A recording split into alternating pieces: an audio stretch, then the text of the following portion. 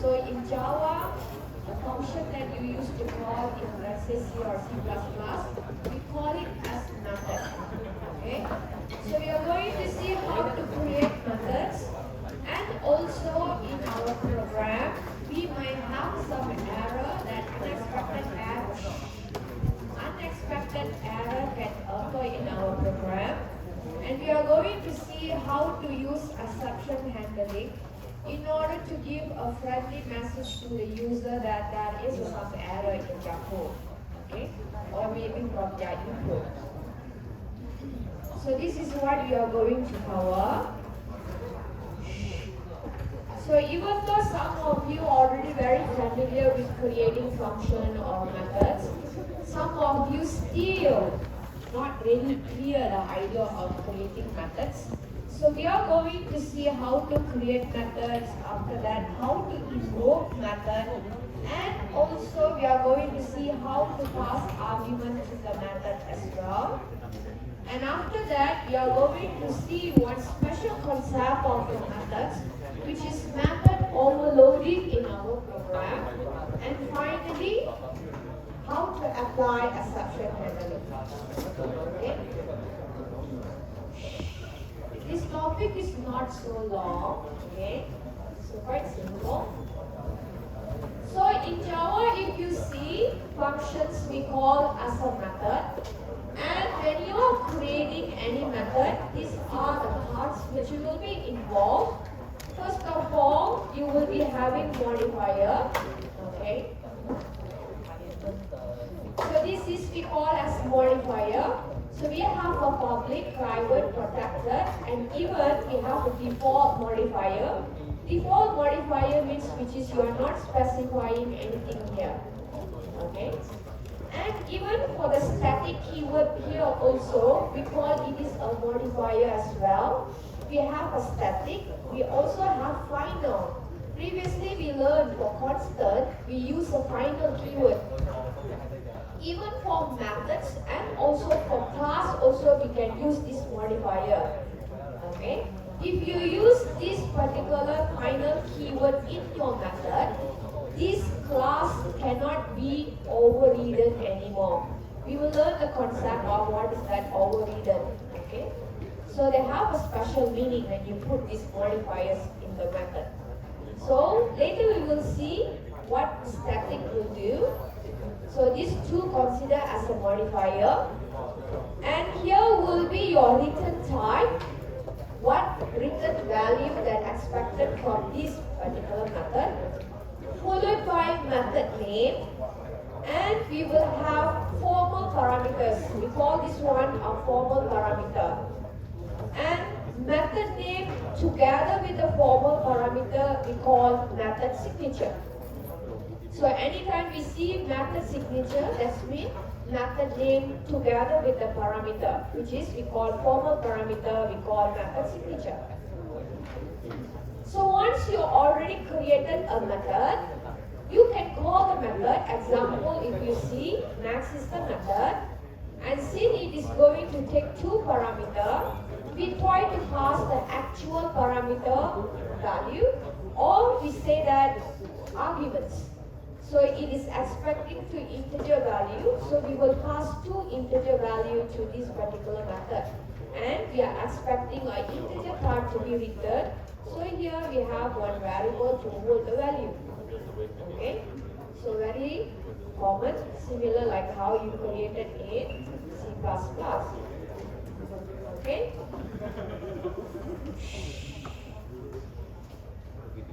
And so example, if you see here, since we are expecting to have a return value, so we will have a return keyword. If you're not having any return value, so you can indicate using void, and when you are having void, you don't need to include a return keyword. Okay? So depends what is the return type. Okay? So example, if you see, here we say that we want to have a method called endPrint. EndPrint will take a string message, one parameter, another one will will be an integer type, which is an. It will create a loop and display the message. That means if I provide a message which is welcome to Java, and this is number 5, so it will loop for 5 times to print this particular string. So same goes for this as well. Okay. So since it's not returning any value, that's why it is a void. Here now don't have any keyword, which is return keyword. Okay. So this is how to create methods. Okay. And in Java, we have value, which is you can pass by value. Okay. So the value of the argument which is passed to the parameter, it can be by value or it can be by reference. Okay. So when you now today we are only going to see pass by value. So if you are pass by value, the variables, arguments, the variables that you use, the argument is actually not affected regardless of what the changes that you make inside the parameter. Okay, because it will have a different copy. Okay, so it's not going to do any changes, it's not going to affect the actual value of the variable. So example, if you see this one, we are having a main method. This one is the main method. This is a method, which is this method is not returning any value. It will take an integer number. So this is the parameter. Okay. So we want to display before, and after that we want to increment that particular number. Then we want to display after. So now this method will be called in our main method. But now we are declaring number to become 1. Okay. So any value that you change here, it is not going to affect the parameter's value. So when I try to display number, it will take this number, so it will display 1. Now I'm calling my methods. Methods will invoke this method, that's been change method, pass in this number. Okay. So number will plus 1 and it will display here number 2. So before this is after it's called the method.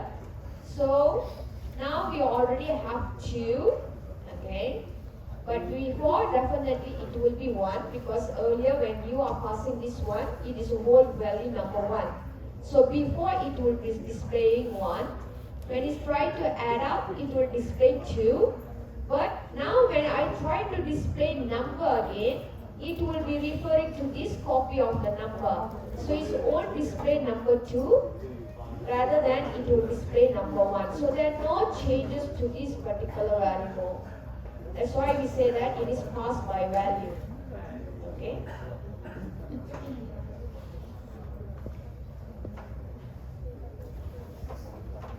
So always check when you are creating any methods, make sure you are indicating what is the return type. Okay. Okay, this example, if you see, this may cause you some compilation error. How are we going to fix it? Logically, it looks like correct. That means when n more than 0, we want to display 1. When n equal to 0, we want to display this 0, return 0. And if n less than 0, we want to return negative 1. Logically, it looks good, okay, correct. But it can cause you compilation error. How we can fix it?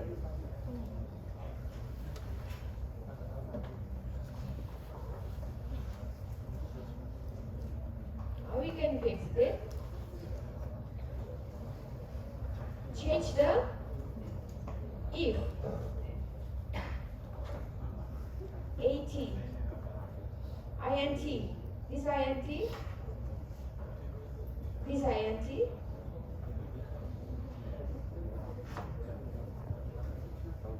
After the public, that's mean this one.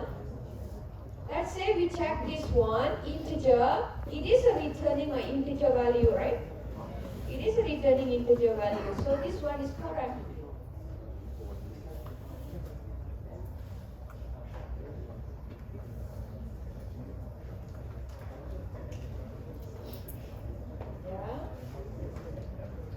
So if you see, this is else if statement. That means only evaluate when this expression is correct. None of this one mean what will happen. So there is no statement which is it will return when there is none of this expression will be evaluated. So you can remove this if statement. You just indicate else. That means anyhow after it evaluated a particular statement, there will be else statement that it will reach in order to display when there is no expression. Okay? So remember, if a statement it just will execute when it is correct, evaluated correctly. If not means it will jump to this one. If this one is not mean it will jump to this one. Okay? So we can adjust this one by removing this part. Okay?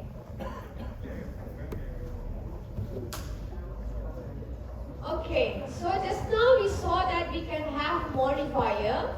What does that mean, public? Okay, even though this particular modifier you will see in most of the object-oriented courses. This is very common because this is the modifier. But some still cannot understand. Okay? Public. What does that mean, public? If I have a project, let's say I have one particular file like this, okay? I can create a public method. I can also create a public class. This modifier I can use for method as well as for the class. Okay? So if I created using a public modifier, that means this method is accessible from within this class. Even if I go to another file, this one is inside the same package, right? You understand this one is a package, it's a folder, right? This is a folder which is I contain all my file. So if I indicate it as a public method, even when I go to this file, I still can call that method that I written in sample 1. It can be accessible. Even if I go to another package here, I go to sample 3, I still can access to that method. Okay? And even if you have a different project also, I still can access to that method. So it's a global, it can be accessible from anywhere. Okay? So that is public access modifier. Private, if you see, it is very restricted, which is it is only can be used within that particular class only. That means this is the class mean, it only can be used within that particular class. Okay, I created a method which is private method. It is only can be called within this particular class. Cannot be called from outside classes. We have protected. Protected, it can be accessed within this particular class. It is also can be accessed within a same package. And it is also can be accessible from different package unless they are parent and child relationship. Okay, we will learn what is that parent and child relationship, how we to do or how to indicate parent and child relationship. But if it is in a different package, only accessible if they are having a parent and child relationship only. Okay? But other classes still can access within the same package. Same package still can, even though they don't have parent and child relationship. Okay? Later part we will have this. We will be using this. Okay? Static keyword. So when you saw previously, first time when we created our Java code also, first thing that we saw is a static keyword because the main method has a static keyword. Okay? Example, let's say I created a class. I created a method. This is a method, right? Public, return type is string. I want to have a display method which is going to take a parameter which is string parameter and it will return the value of that particular string. This one we call as concrete method. What is that concrete method? This method belongs to an object. That means if I created an object, then only I can use this method. Remember previously we said that we will be creating classes. What is the purpose of classes? Because we will be having a lot of objects. Let's say I'm creating employee management system. There will be a lot of employees that I have to create. Each employee, they will be having salaries, right? Salary object also I have to create for each individual employee. They will have their own values for the salary, ID, what is the amount, when it is generated and everything. So everyone will have their own copy of it. So I will have a lot of objects. So when I want to create a lot of objects, but they're all having same attribute and also method. So we will create a class, a template to hold all this data and also methods. So when we created an object, we can have a own copy of the value for each of the attribute and also their own method, right? So if I created a method like this, we call this one is a concrete method. This method belongs to object. If you create an object, you can use this method. Okay? And we also have static method. Okay? Example, we can provide a keyword called static in order to indicate it is a static method. What is that static method? This method belongs to everyone. You don't need to or not required to create object in order to use this. This is shared by everyone. Okay? So how I want to differentiate this? So let's say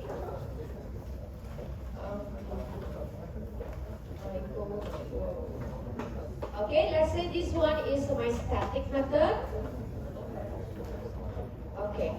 I have a static method just now and also I had a concrete method, right? Okay. I try to call, what is the name of my static method? My static method name is display message. Okay. So this class name is sample2. So I go to my sample3 main method here. I specify sample2 dot display message. I can see this method. Can you see this? I can see display message. Okay? Because we say that static method is shared by everyone. That means I'm not required to create any object in order to access this method.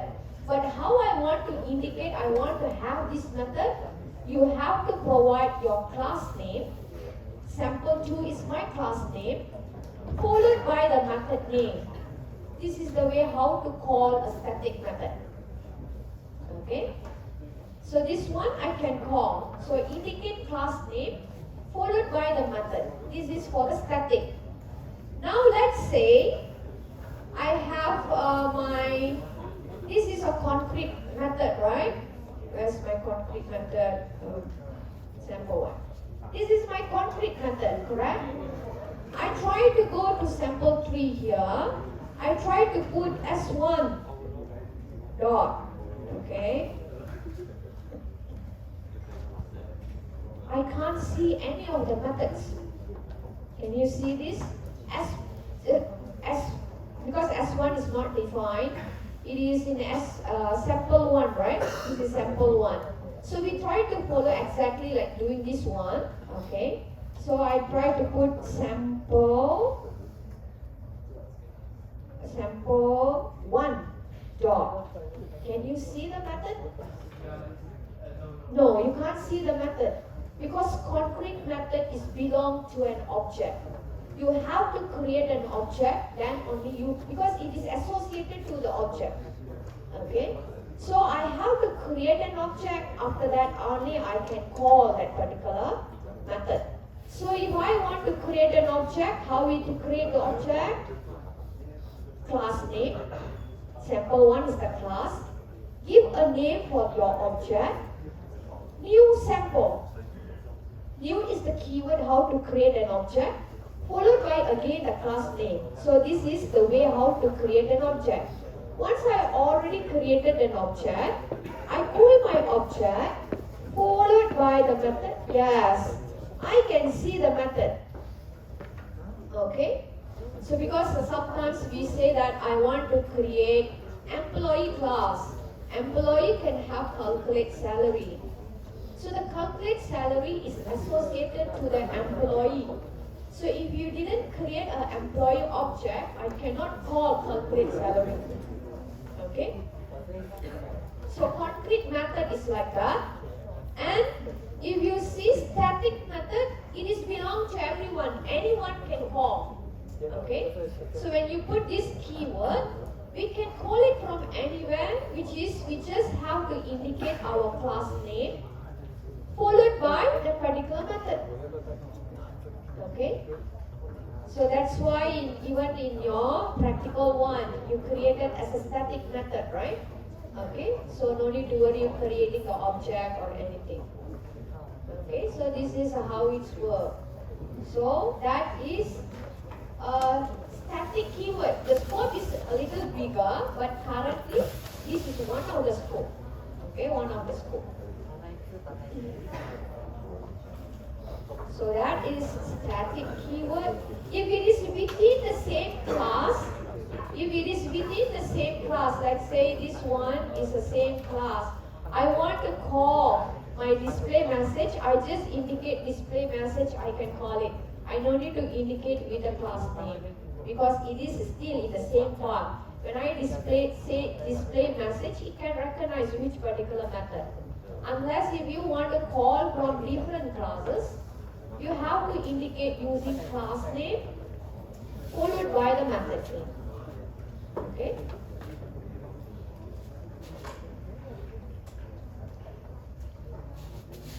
So that is we call as a static. Okay? Final is another keyword. That's mean if you indicated as a final, that method cannot be overridden. Later part we will see, but what is that overridden? Sometimes I can have a method which is the implementation I want to be different for one class because I want to create an application which is employee. They can be a part-time employee or they can be a full-time employee, but I still can have a method called calculate salary. Both also I can calculate salary. But the formula associated with the full-time employee and also part-time employee is different. So, I can actually create a same name. It is not logic, I go and change the name. Calculate salary for full-time, calculate salary for part-time. Like two different methods, right? I can have the same name, but I can change the implementation. Okay, that is what we call as overriding. I go and override the implementation. But if you put a final keyword to that method, you don't allow me to override. Okay, so later part we will see that. That is the keyword. Abstract also another keyword which is we will be seeing later on. So all these are modifiers. Okay.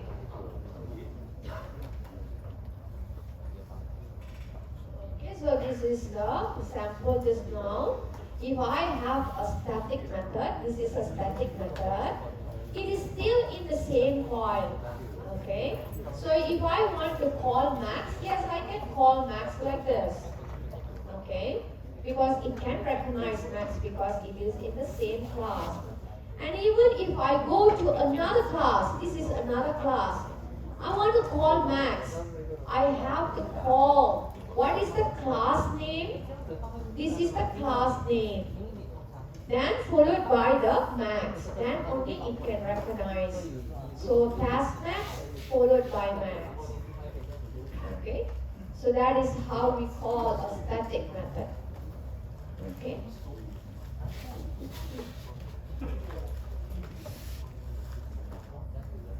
So that is is how to create methods. And methods also have two concepts. Method overloading, this is what you are going to see. Later we will see method overriding. This is a two famous question during if you go for object-oriented ways of interviews and everything. Okay, what is that method overloading? Sometimes we might want to create a method, but we want to accept different data type. Okay, so it can accept the same method name, but I want it to get integer value as a parameter. I also want it to receive double value as a parameter, or maybe it is a string value as a parameter, and it tries to do something. Okay, something like when you are using a system.out.print line. Okay. Previously, when you do system.out.print line, okay, print line is a method. It's a method, right? So you say that you want to display hello. That means it is accepting string, correct? Then you say that print line, you put your variable inside. This means it is accepting that variable. Let's say this variable is integer type. That means it also accepts integer value. That means this particular method accepting string type. It can be a string type of variable. It can be integer type of variable also. It can be a double type also. It can be character as well. That means one single method, but it can accept different data types parameter. How is it possible? Okay, this is possible because of method overloading. That means we will have same method, but we will have different type of parameters. Okay, so method overloading is we can have the method name must be the same. Okay, method name must be the same. Sometimes maybe I want to create a calculate method, which is sum. I want to pass in two integer value, okay, two integer value. Then I want to return the value. Let's say this is returning integer, okay. So it's written. So I call sum, I can pass in 1 and also 2. But I also want to extend the capability of this method. It won't accept double value also, which is maybe I put 1.2 and also 1.3. But this method cannot accept double value, right? Okay, so what I will do is, I will create two different methods. That means same name, but different number of parameters. Calculate. Okay, this one is returning integer, okay. Calculate, which is integer A, integer B. Another method, okay, which is, let's say, it is returning integer. Return double is better, okay, double, which is, I will name it as calculate also. But this time, I will specify it can accept a double value, let's say A and also double B.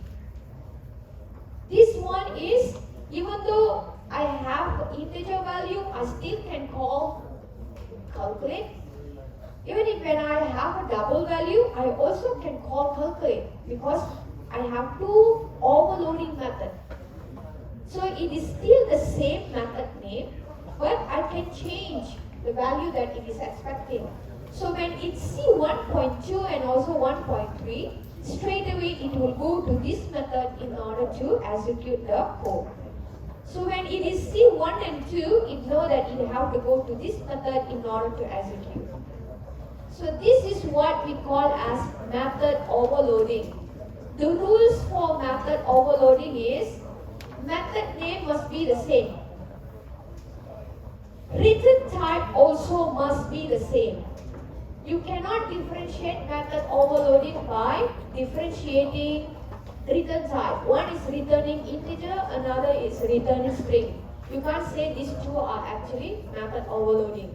Because for method overloading, their method name must be the same, written type also must be the same. What you can change is parameters written data type can change. One is with one parameter, one with two parameter. That means number of parameter can be changed. So what we can change? Number of parameter. One is with one parameter, one maybe with a 4 parameter. Okay. Another one is the data type of parameter. We can change. So when you have method name is the same, okay, and the number of parameters is different or the data type of the parameter is different, we call this one is a method overloading. Okay? Can or not? Can?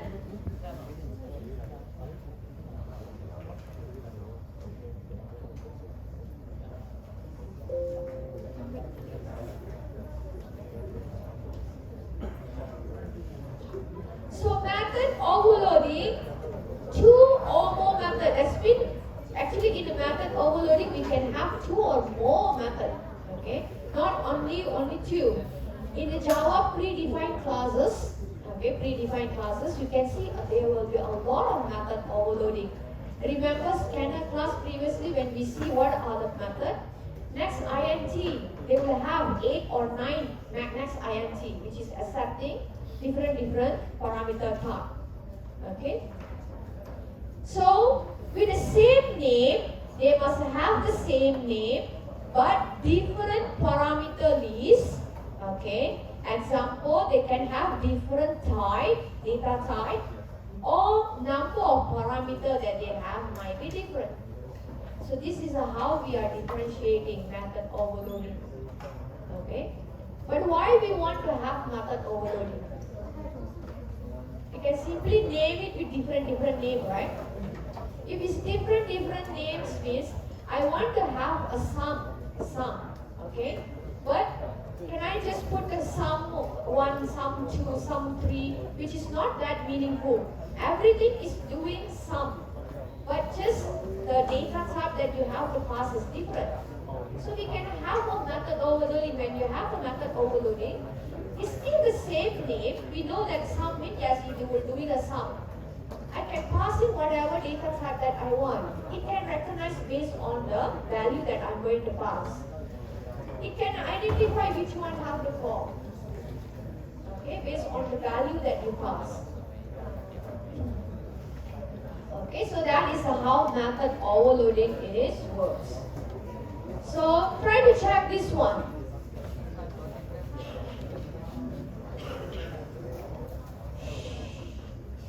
We have find max, which is one static method. This is returning integer. Okay.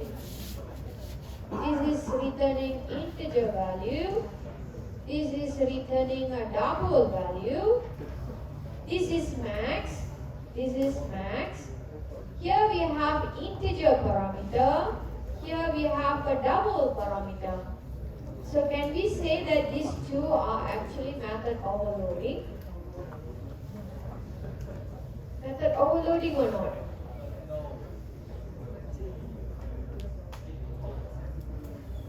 Method overloading? Method name is still the same. Type is different. Okay? But it's still, it's still in real numbers, right? Real numbers. Okay? But if you differentiate by this one is a returning string, yes, this is not a method overloading. Okay? So what if we want to find maximum value, 3 real value? That means maybe one is with the integer, one with the double value. So method overloading can be one of the solution for us. Okay? It is widely used. Okay? But if you see that particular method, okay, so we know that different version of max will be called based on the argument that you will pass in the method call, right? So if I pass in the integer, so it will be calling the first method. If I pass two double value, it will call the second static method. But in that example, if you see, we call this one ambiguous invocation. Why we say it is an ambiguous invocation? Let's say I try to call in this way, max, followed by 1 and also 2. Which method it's supposed to have to call? Why not the second one? 1 and 2 still can be accepted, right? This one is accepted, right? If I provide here 1, double 1 can, right? Still can. So which one suppose you have to execute? Because we know that during the runtime, it try to identify which particular method. But when you see here, it have two methods which is suitable. That means it will have a certain confusion, which is we call is ambiguous invocation. Because there are more than one possible match. Okay? So compiler cannot determine the most specific match. So even this one, when you code, it is already trying to show you there is an ambiguous invocation, more than one match. Okay.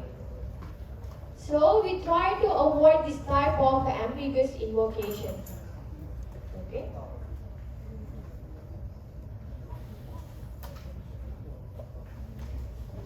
So that is the method overloading.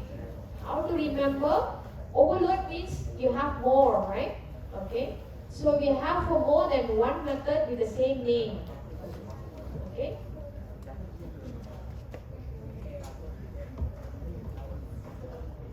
Next, when we are creating any method also, okay, we will be creating variables.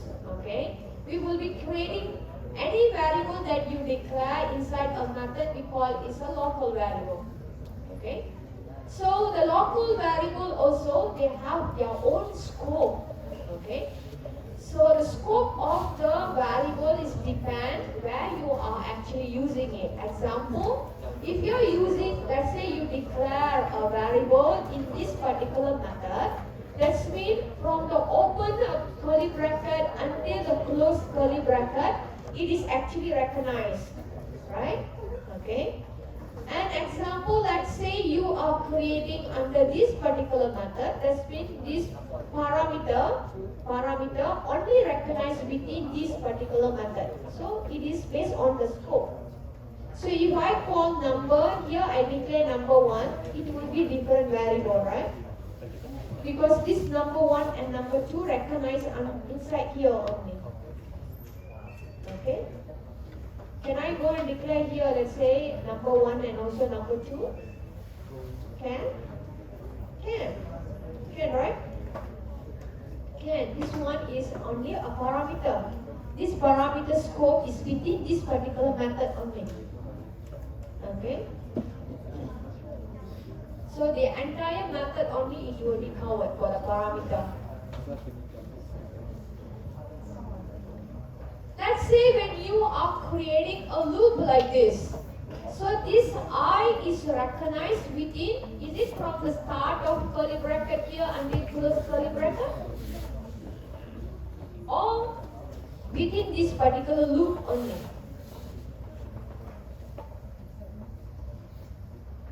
Loop. So if you see for loop, that means scope limited to the loop body declarations only. Okay? So the scope of I is from the for loop until the closed for loop. The scope of the J is only this part. Okay? So it depends where you are actually defining that particular variable. So the scope is covered in that particular area. Okay?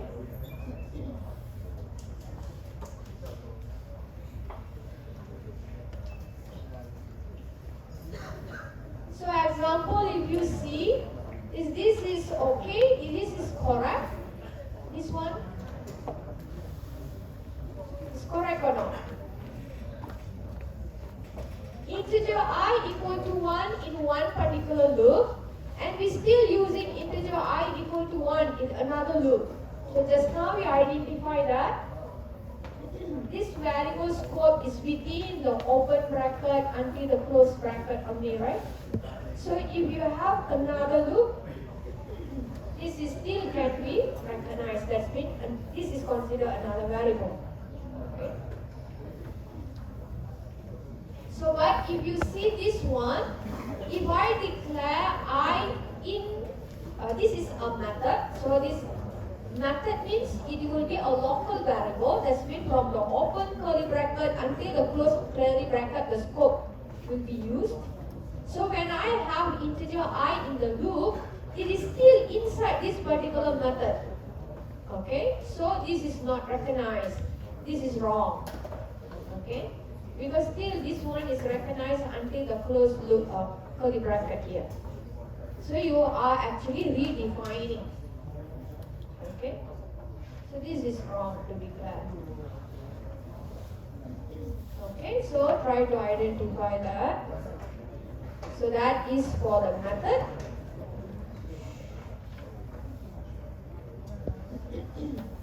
Okay, we also have a concept of method abstraction.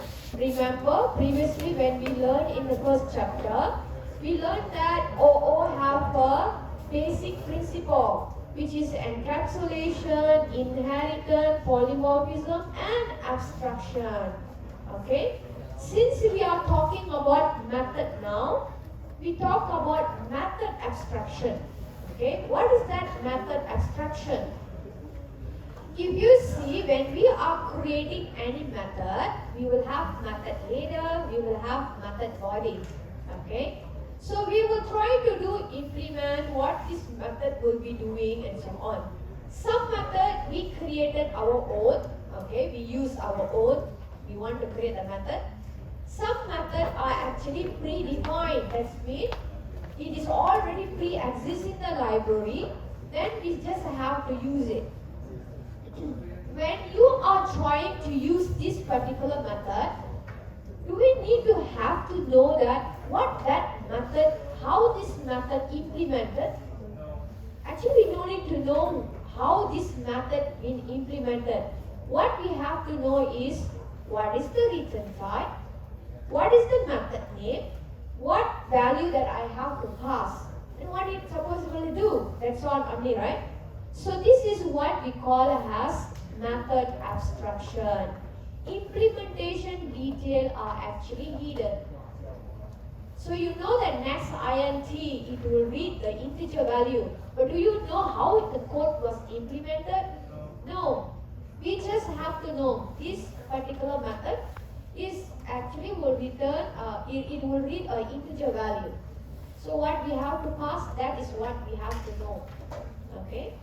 So we can say that method is something like a black box, which is it can perform a lot of activity for us. So we don't need to know how it is actually implemented, rather than we just have to know how to use it only. Okay, so this is what we call method abstraction. So when we have a method abstraction like this, how it is quite useful for us. What is the usefulness? Okay, write a method once and reuse it everywhere. So we don't need to worry about the implementation. Whenever we know that this particular function need to perform, we try to use it. Okay, and we also call, when we have a method abstraction, it is really one kind of information hiding. That means anytime the implementation is changed, but where you implemented this method to is not going to have changes, right? Sometimes let's say that method was implemented using array. Now they already changed it to become arrays or something like that. Whatever changes they did, it is not going to impact the code that you use, right? Because it still will perform the same thing, but the implementation detail only change. Okay, so in a way that is already hidden. Anytime they do the changes in the infrastructure or the structure of that particular code, it's not going to affect where we use it. Okay, so information hiding. And it is also reduced complexity. We don't need to know how it is implemented. Just use it. Okay? So that is about method.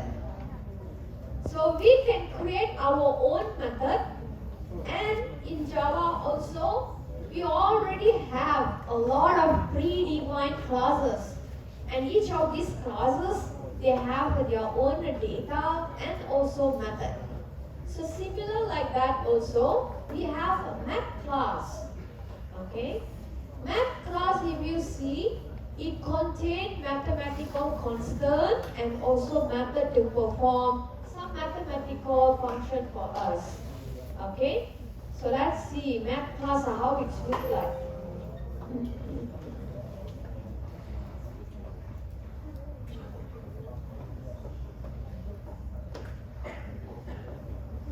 So this is the math class.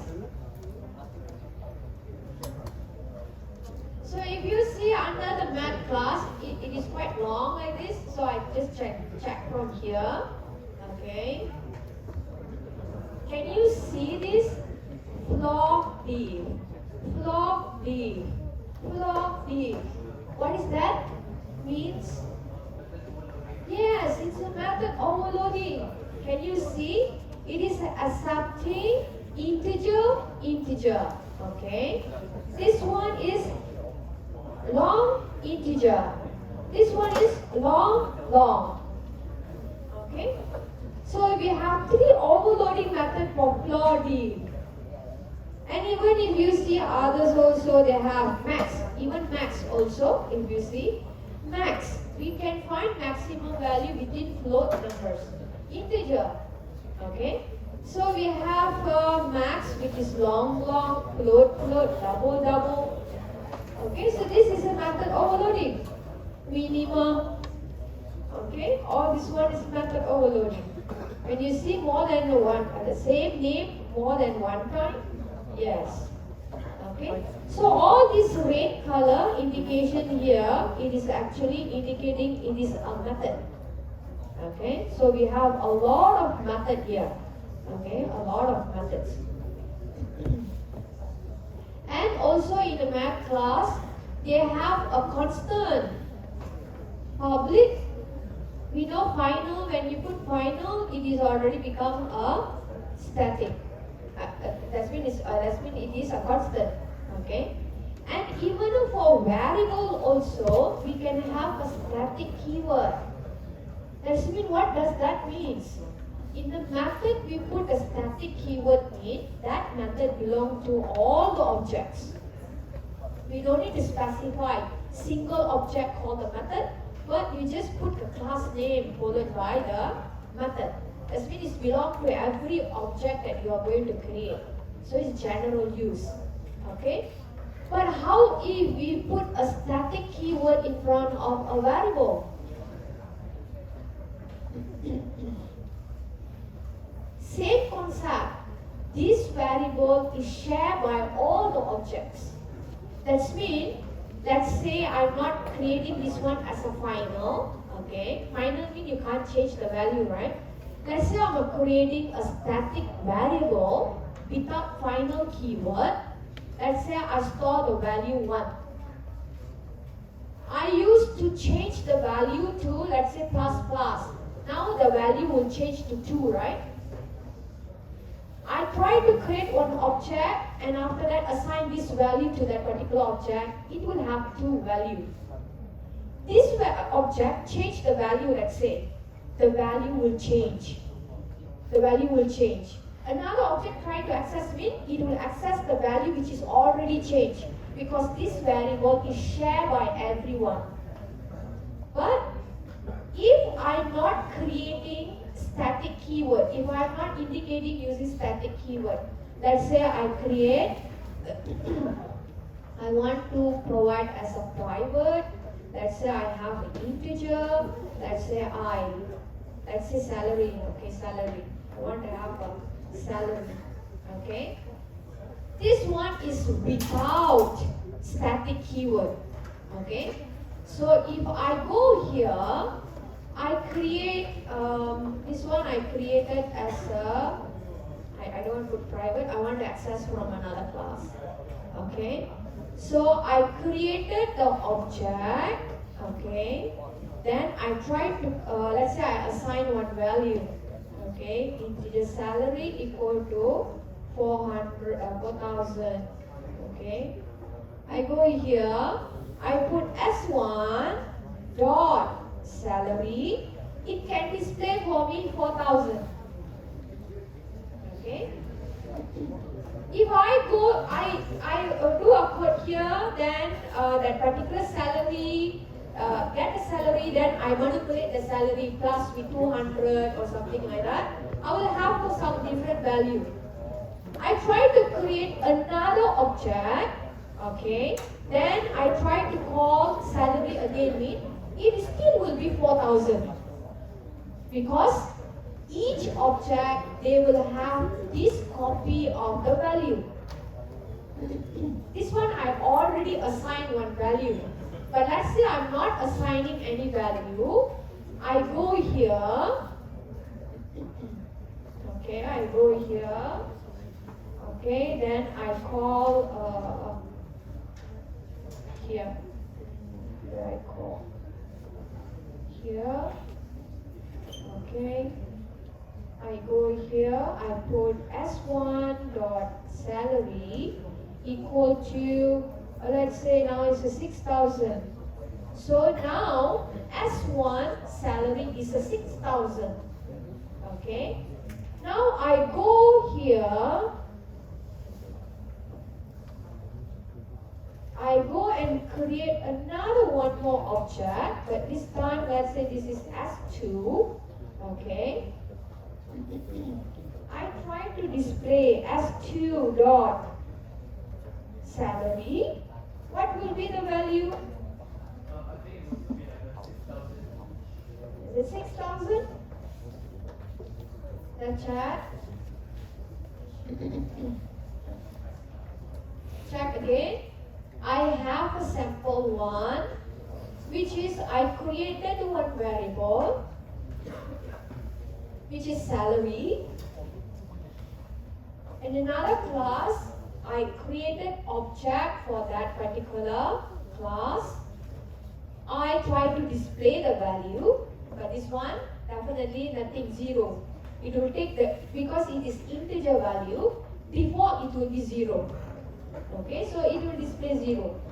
Now S1 dot salary, I assign this 6,000.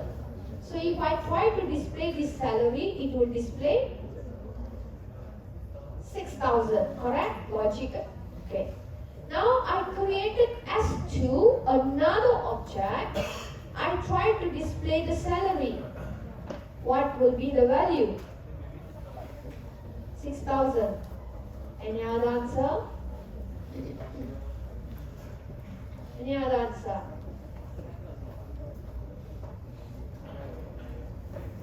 This one I haven't displayed, display.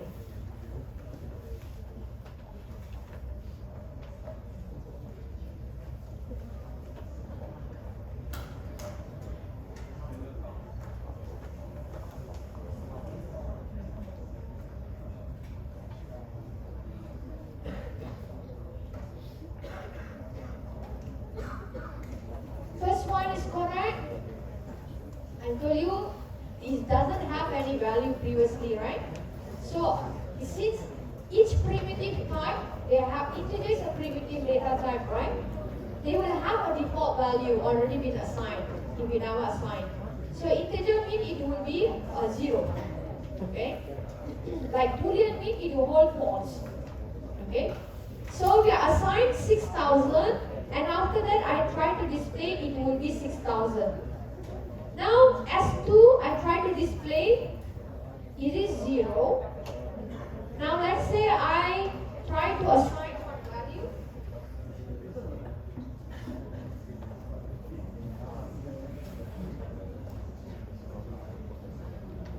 say this one is a 4000 and I display as 2.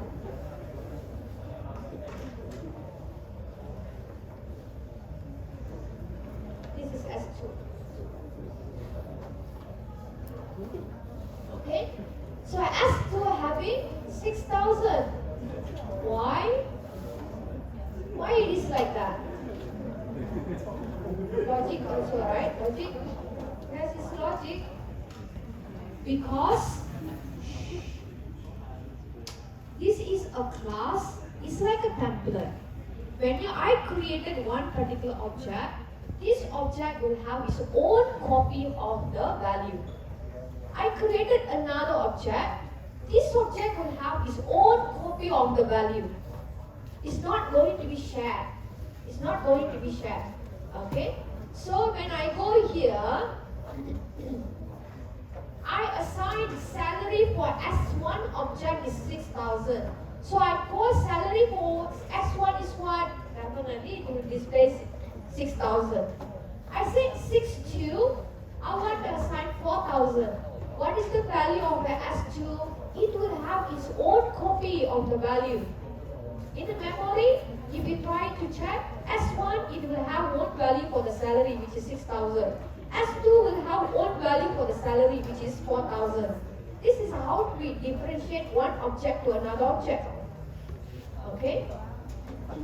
But if now we are trying to check on this static keyword, right? Let's say I created this one as a static keyword. Okay? Static. When I don't have a static, we say that this is belong to object. Object, right? Concrete method is belong to the object. The object will have its own. This one also don't have static keyword, so it's belong to an object. Each object they will have their own copy. But when I put a static keyword here, that means this value will be shared by everyone. Okay? Shared by everyone. So when it's shared by everyone, I don't need to indicate using object name because it's shared by everyone. Okay? So what I do is, that is sample 1. Similar like a method just now, if I want to access, I must use class name.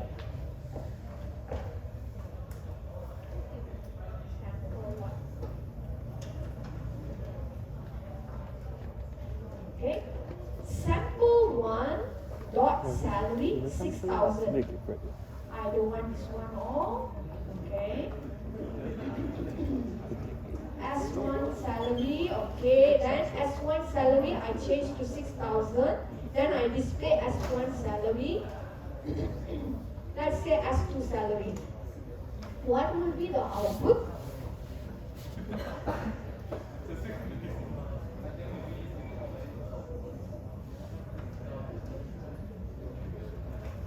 What will be the output? Can you see? It's 6000. Why?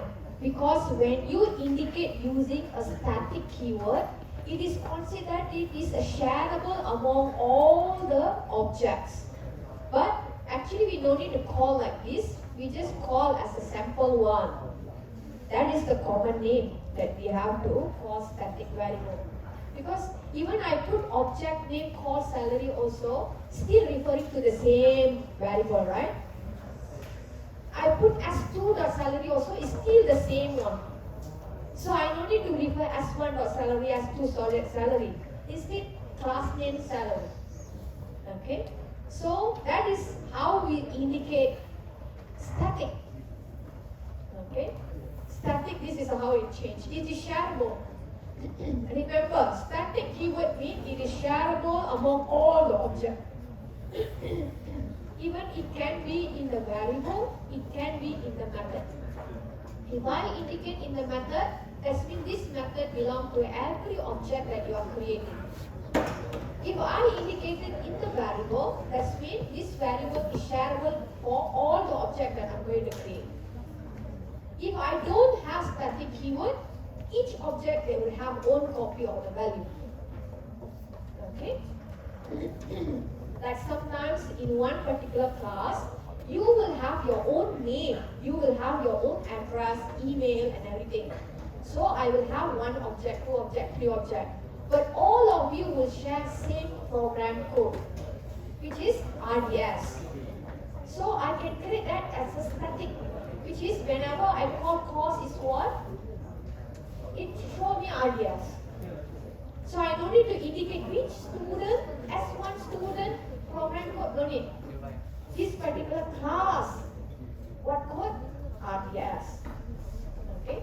But if I want individually, this particular student's name, I will specify this student, S1 student, what his name. S2 student, what his name. Because the value is different. Okay? Don't worry, we will cover again static, okay? So, math class, again, let's check math class. Math class.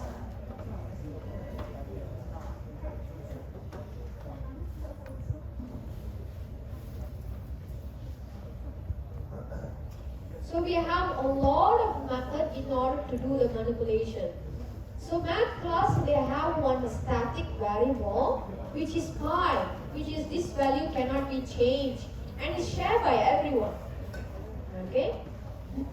So if I want to display the value of the pi, what I have to do, I just can display like this, right? Let's say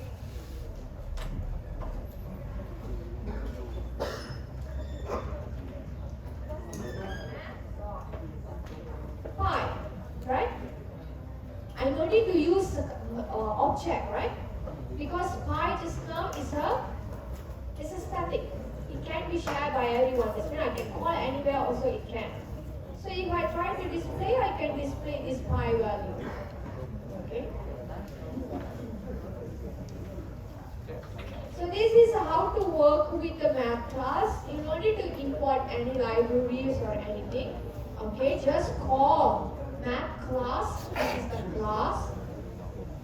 ABS absolute value. Okay, negative or positive is will be removed. We have maximum, which is maximum we saw just now. They have an overloading method, right? That means I can pass in the integer value.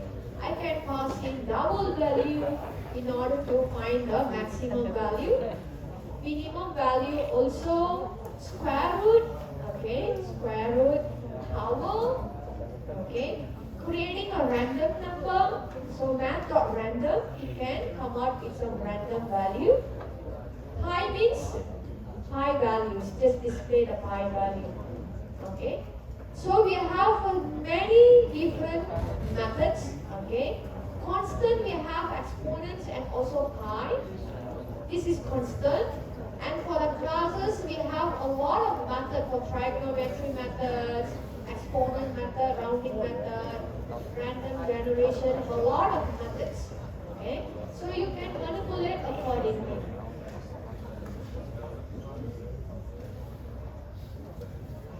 Okay.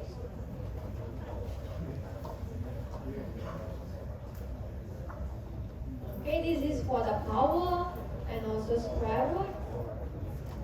Okay.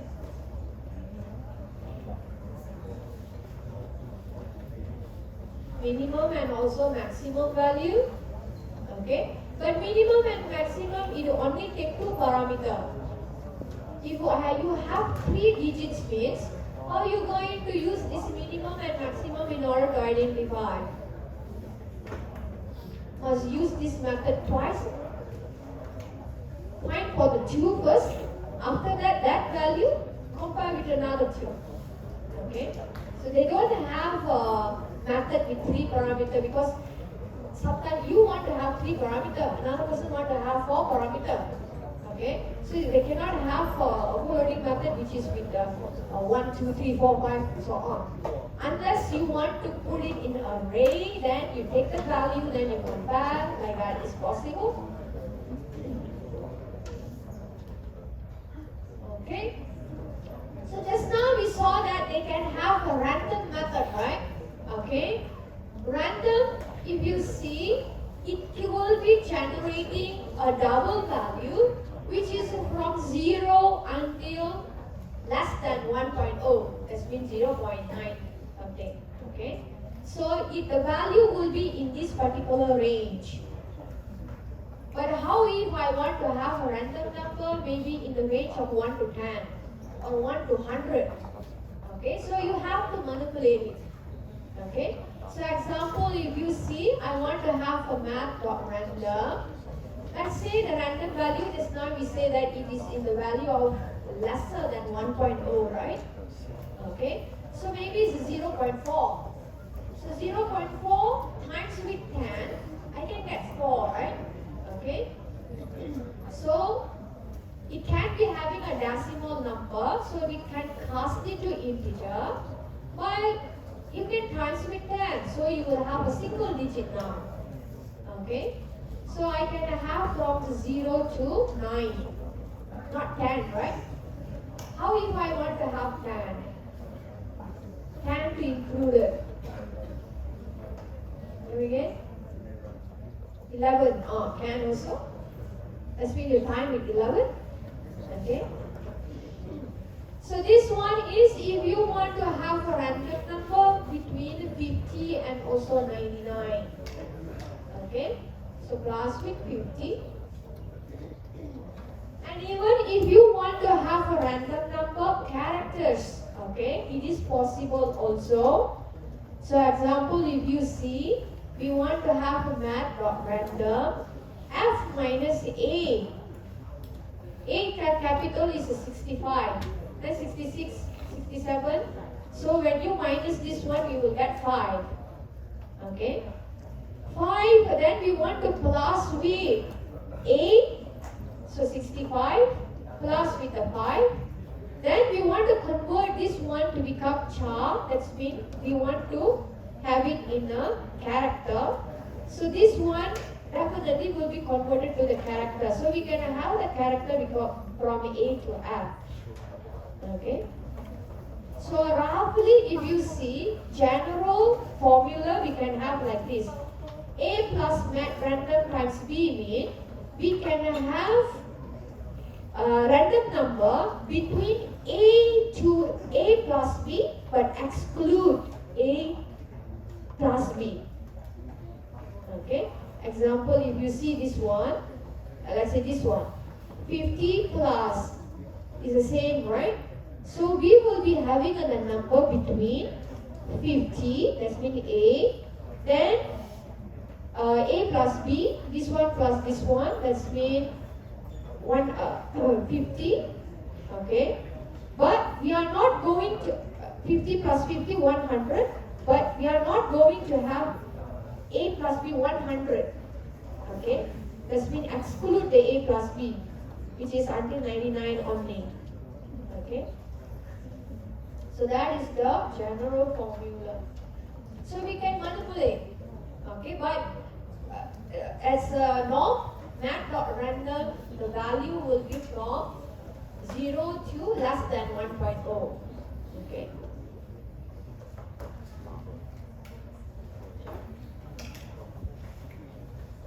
Okay.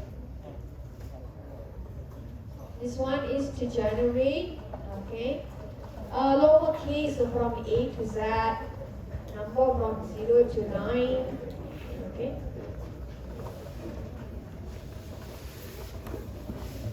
Okay, so that is for random, okay.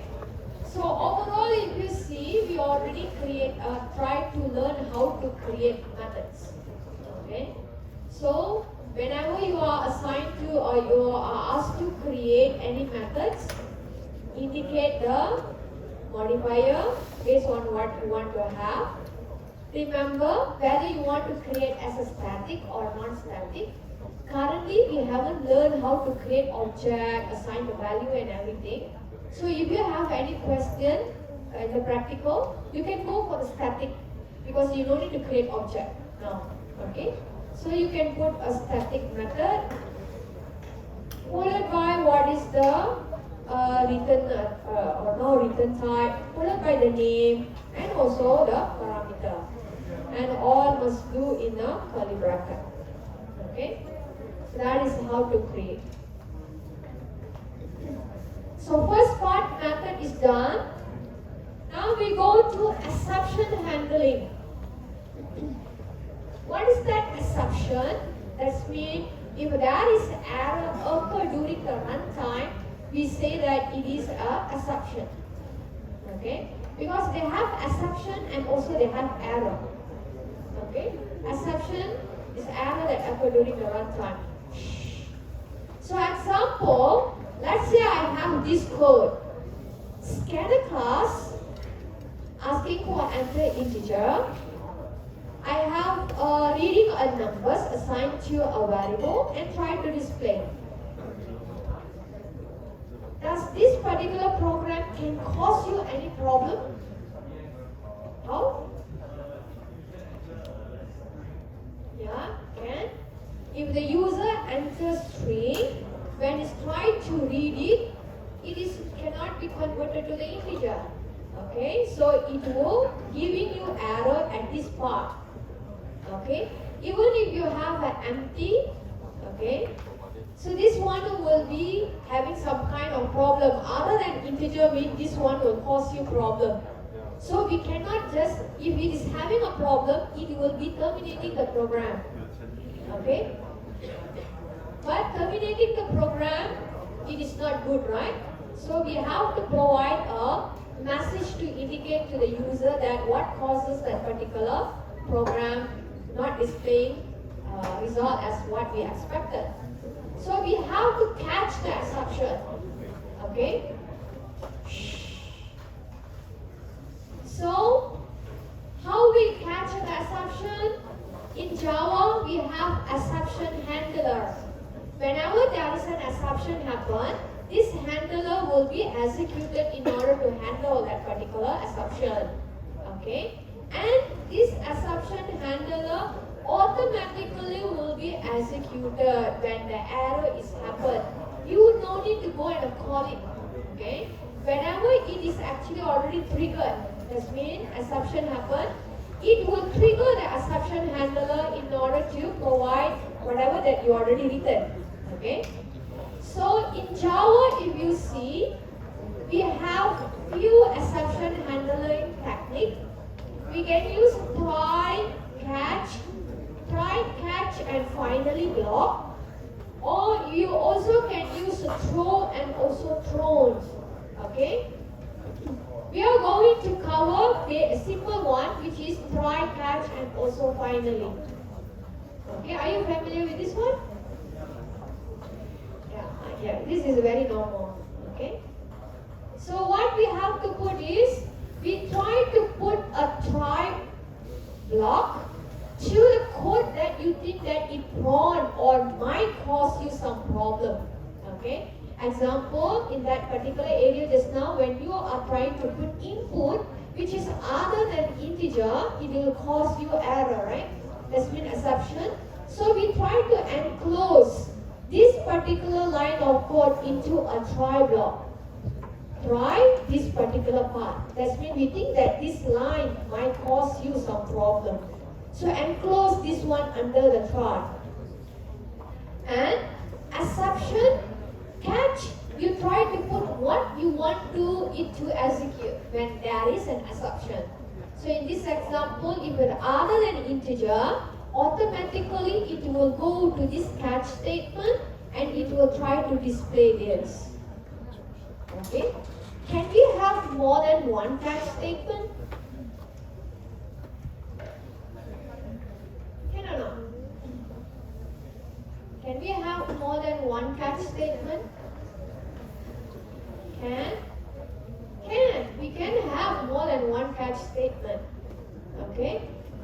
But when we have more than one catch statement, we have to gradually specify. Okay?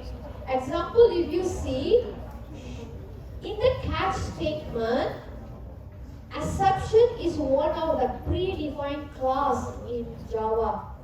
So you can put exception and give a name for your exception. Okay? You can give any name here. Then if you want, this one is just displaying our own defined error message, right? But let's say you want system to catch the error, you can put like this, ex.getMessage. Because exception class, they have a lot of methods. So one of the method it have is getMessage. That means it can give you a message to indicate what causes the error. Okay? But usually we try for not like, because user, we're not going to see that they are expected to have a very good knowledge about internal errors and everything. So for the user, maybe we will provide a user-friendly message. So in order for the programmer want to get to know what causes the root cause of that particular error, we can try to get error message like this in order to identify what causes the error. Okay? So assumption followed by this one. But we also can have more than one catch statement. Okay? So assumption class hierarchy is like this. Under assumption, it can have a lot of assumption. Okay? Maybe we will have array that you declare the size, let's say the size is 10. But you try to look for 20 times, let's say. Index number is not available. So this one we call array index out of bound assumption. Okay? You try to divide some number with the 0. Okay? This will cause divide by 0 assumption. Okay? So there will be a lot of assumption clauses that we have. But all are actually categorized, or the hierarchy on the topmost is under assumption class. And more specific, they will have more specific one. So when we are creating our assumption handler, okay, so usually we will do something like this. Okay. Example, I want to have integer to be entered. Integer.pass integer means I want to convert. I want to read it as a string. I want to convert it into integer value. Then I want to assign to an integer parameter. Then I try to divide this. Okay. Then I try to display. But this one can cause me error, or exception can happen if the number that I indicate here is 0. That means when number divided by 0, it will cause you divide by 0 exception. It also, that is 1. It also can cause me error if instead of integer value, I try to put a string. It cannot convert. Correct? If it will read as a string, okay, but it convert it. Let's say I put 5, it will convert it to number. But let's say I put SS, it cannot convert it to integer, right? So this one also will cause me some problem. So two possible problems. When the input is other than integer, okay. Another one is when my number is 0, okay. So I can have more than one catch statement, which is I can more specifically specify. Just now we just have exception. That means it categorizes any type. It can be anything, because this is the parent class. But I also can make it more specific, which is I want to catch number format exception. That means this one will catch when the data type is different. So for that, I want to specify one error message, which is invalid number format, let's say. Then I have another arithmetic exception, which is divide by 0 or any type of arithmetic calculation problem. This one we categorize under arithmetic exception. So I want to specifically specify if it is an arithmetic exception, cannot divide by 0. I want to display. And finally is optional. Okay. So finally mean this one will execute no matter it got exception or no exception, this one will be execute. This one got no exception, these two won't execute. This one have exception, based on what type, it will go to that particular catch statement. Okay? And what you have to remember is, when you creating a catch statement like this, you have to catch more specific exception than only go to general. So if I put something like this, it's correct, right?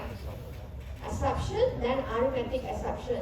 But when this one is causes error, let's say I put a string here. It is considered exception. It is considered under the exception, right? Because all the exception class inside is exception class. So this is considered general. It will catch everything, right?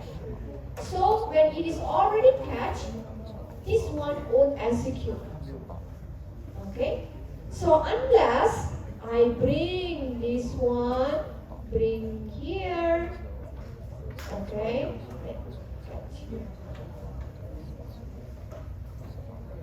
Close one. Okay?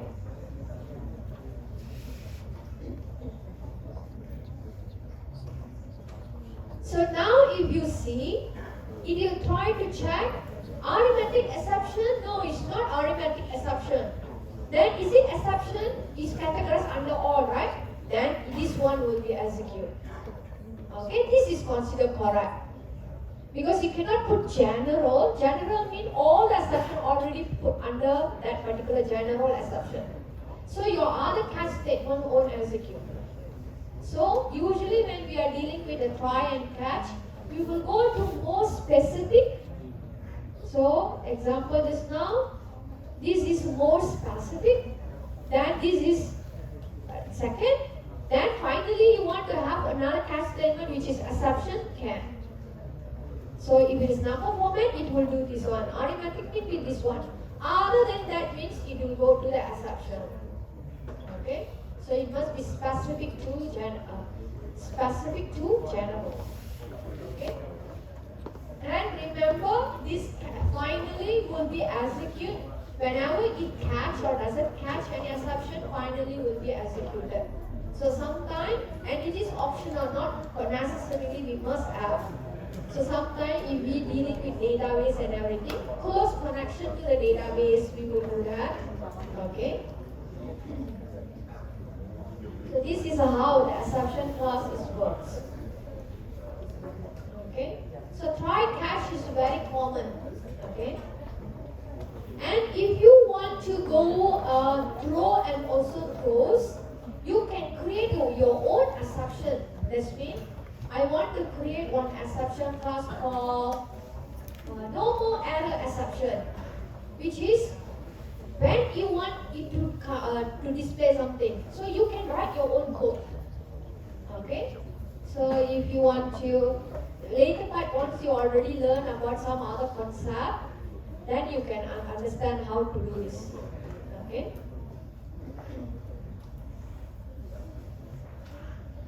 That is for exception. Okay, so finally is it will execute no matter it have exception or not. Okay. So in this example also, it can have a exception when it is 0, when the number is 0. So divide by 0 exception. Okay. So we can catch using divide by 0 exception. Okay? Where I have to put divide by 0 exception? You want to put divide by 0 exception? Before this, yes. Because divide by 0 exception, inside is arithmetic exception. Divide by 0 is more specific. And one of the exception under arithmetic exception is divide by 0 also. Okay? So if I put divide by 0 down here, it will catch this one. It won't catch this. Okay?